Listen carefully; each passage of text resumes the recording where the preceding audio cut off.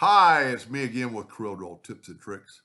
Somebody has somehow inadvertently set their pick tool to crosshairs, which I can't stand. And it actually took me a while to figure out how to get it to this point so I could tell him how to get it back. But if you will go to Tools, Options, and Tools and pick a pick tool right there, somehow inadvertently he had evidently checked that. This is the same place where you would treat all objects as field. And I'm going to make the video a little bit better.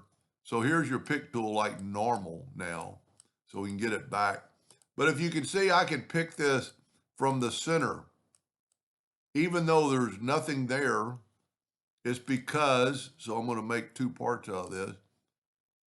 Treat all objects as filled. Look, now I'm clicking on that box and I can't get it. I have to go to the line to get it.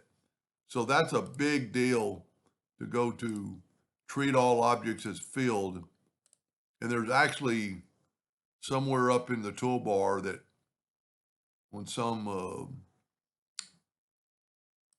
applications, and there's your way to get to another one to fill. I was thinking there was a treat all objects as fill. There it is right there. You can turn it on and off. So I've got it off. I've got it on. Really important. Now to see that, and I'm using like the latest version of Corel 25, you might not have that. So if you just go to Tools, Options, and Tools, it's right there, and make sure that's checked. There's a lot of other things you can change, but Control is constraint, Shift is transform from the center. I wouldn't ever get rid of that. Anyway, I hope that helped that one person and maybe somebody in the future, and thank you for watching.